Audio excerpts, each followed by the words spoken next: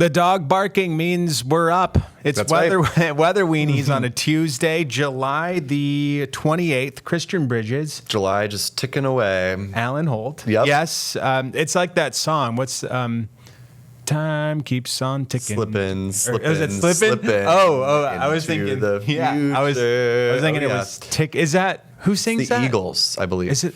Right? I think it's. Is it this? It might be the Steve Miller Band. That's also I'm not a possibility. sure. I have my phone. We'll have here, to Google it. Yes. I'm trying not to get on my phone when we're on. I do love that song though. It's on a couple playlists of mine for sure. July's anthem. Yes, it really. It's like the fastest moving month. I swear. I feel like August and September are just gonna fly. Yeah, that too. Yeah, but we still have Maine summer to look forward to for the locals. Yeah. So what's that? What, September? Like after Labor Day? After Labor Day. Figured, however long we get where the weather's still warm. You know, some years it's like until the first week of October. We'll take that. Some years it's like you get a week or two more. But, you know, last year it was great. Yeah. We had like a full extra month of summer. So fingers crossed we get that this year because summer, the unofficial summer is the longest it can possibly be. Memorial Day was the earliest it can possibly be this year, and Labor Day is the latest. Yep. So kind of nice. Hopefully it's whatever we get, whatever. We'll enjoy it. We'll enjoy it. That's right. Humidity's up. Humidity's up. I was in southern Maine on a beach. In the fog. In and out of fog. There were some pops of sun. The temperature would come up, and then another wave would come in, and it would drop back down. Yep. It's amazing how many different ways you can feel on a beach in Maine in a day. You can be chilly, you can be sweating, and this can all happen within 10 minutes. Yeah, you can get in the water. You can get in the water and be really chilly. Be crampy and numb. Yep. Golly. You know, maybe we get those 2 weeks where it's like, oh, it doesn't hurt. Near 70, that would be nice. Yeah, we'll see if we can get that. But unsettled to the west of Maine. Unsettled, and we said goodbye to the crisp, nice air that we've had the past few days. Yeah, I definitely felt the humidity, a little sweatier on the walk to work today. And we even have some severe weather to the west, a severe thunderstorm warning. Doesn't look, super impressive or anything like that, but certainly could be some gusty winds, some heavy rain. It looks like we're probably staying mostly dry tonight, other than in western Maine maybe, but largely it's just going to be kind of a gloomy few days here. It looks like tomorrow and especially Thursday are probably going to be the wettest for most of us. So big picture look, we got this kind of slow moving, low pressure. It's just going to be in our hair for the next few days. It's going to be sluggish to move through the state. I do think that because of the slow-moving nature of it, there will be, rain, but there could be some heavier rain produced by this setup. I don't think we're going to see like fast-moving storms the way we would on a front. Because this is so slow-moving, they're going to kind of sit around. Yeah. Could dump a good amount of rain. I know the Weather Service had been advertising, I think was it the 1 out of a 5 scale? Yes. So like a very low risk for flash flooding. But you and I were talking in the weather center that the area where we could see that low risk is pretty dry right now. It is. And it still looks like it's not going to be a huge chunk of Maine that gets like an inch or more of rainfall. Well, we say be a pretty small area. The southern half of Oxford County. Yes, I like the way you put it. All of York County. And the western half of Cumberland County. Yes. It looks like, and then points to the west and south of that. Yep. And it looks like the real flood risk is to the west. I saw there's some flood watches in Vermont and New York where, of course, the mountains are really prominent there and they might get some orographic effects. But here it doesn't really look like we're kind of on the east end of the moisture. It's not going to be as impressive here.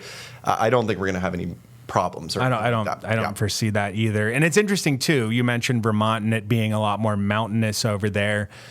Traditional flash flooding is that rapid runoff. Typically through like channeled areas. Right. Where you do have topography that'll lend itself to things like that. Whereas perhaps near the coast, there aren't as many. There's just not the terrain change. It's not as much of a terrain-driven type of setup at the coast. And not to go on too much of a tangent here, but when I was in Vermont over the weekend, and I was staying right along a little river that was very low flow. You know, it was like a little creek essentially, but it was a wide creek bed that you could tell, like whenever there's heavy rain, it fills up. And all I was thinking was like, it would be really cool to be here for a flash flood. Oh man, like I bet they get some good flash floods. As long as you're in a safe spot, right? Exactly, elevated above the water. But yeah, we don't see as much of that here, outside of the mountains at least. But maybe we certainly could, see that if we were to get big totals of rain. But it doesn't look like it's going to be too much of a problem. No. But for tonight, there could be a couple western Maine showers or downpours.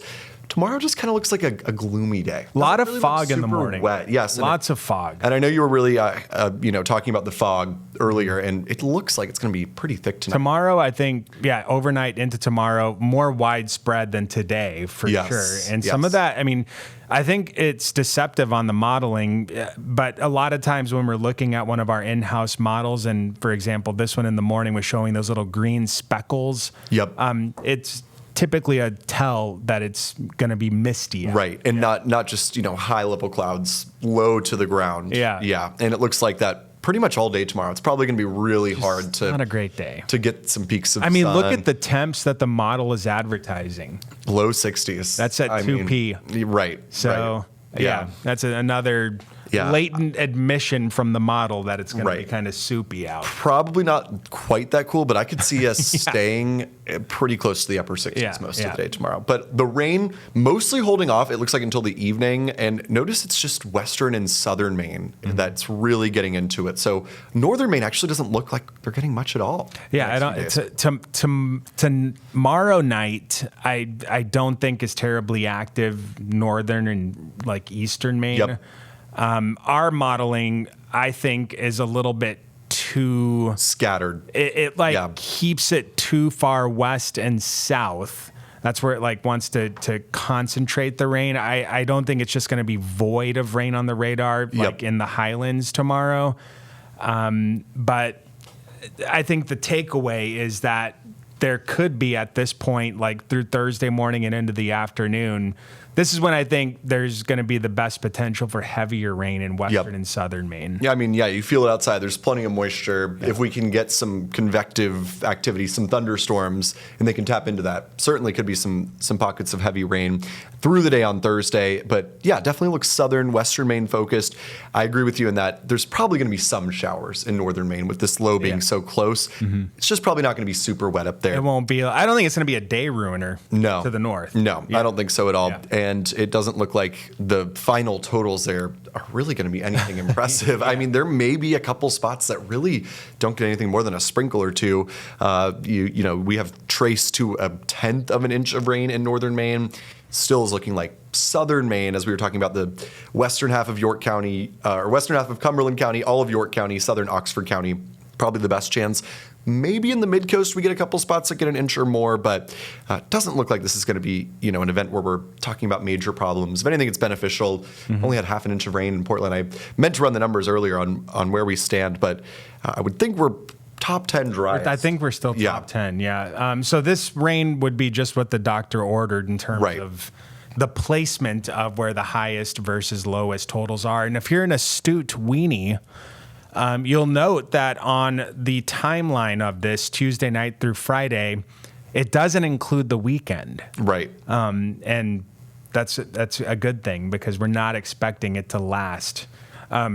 Really Friday, just a lingering shower, but then Saturday, I think Saturday's the clear winner in terms of nicest days between now and really through the weekend. Saturday looks like the nicest day. Because Sunday could be iffy because we've got Sunday's a little iffy. Because we have a front approaching. If the speed of that is a little bit faster, it may end up being that we see pretty widespread showers and storms by the afternoon on Sunday.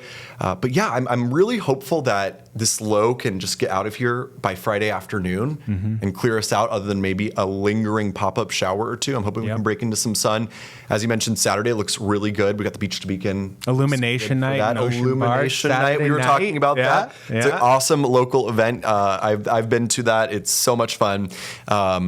But yeah, Saturday's looking pretty good. Glad to have at least one half of the weekend that's looking really good. Sunday still may end up not bad, but as this front approaches... Depends on the timing. Depends on the timing. It may end up being more Monday, but that front is probably going to have some impact on our weather in the Sunday-Monday time frame. But as we were just talking about, Beach to Beacon. Looks good. Pretty good. Runners are happy. You'll be there with the kids on Friday, I'll be right? there doing the Friday. I'm hosting all the kids events at Fort Williams Friday. So, and I will be there with Dana on Saturday morning. The big one. That's right. There you go. And that will be great. I'm actually gonna, before we wrap things up here, I wanted to take one quick peek at the rainfall for the month of July. See where we're ranking. Just to see where we're ranking. And let's take a peek. We are number two. See? Driest if the month was to end today. I think when it finishes up, we will not be number two. If our forecast pans out, we'll drop way down, maybe into the top 20 or something. Right, something along those lines. If we can squeeze out an inch or more of rain in Portland, we're out of the top 10. But it's been either way, the month ends well below average for rainfall. Looks like it. All right,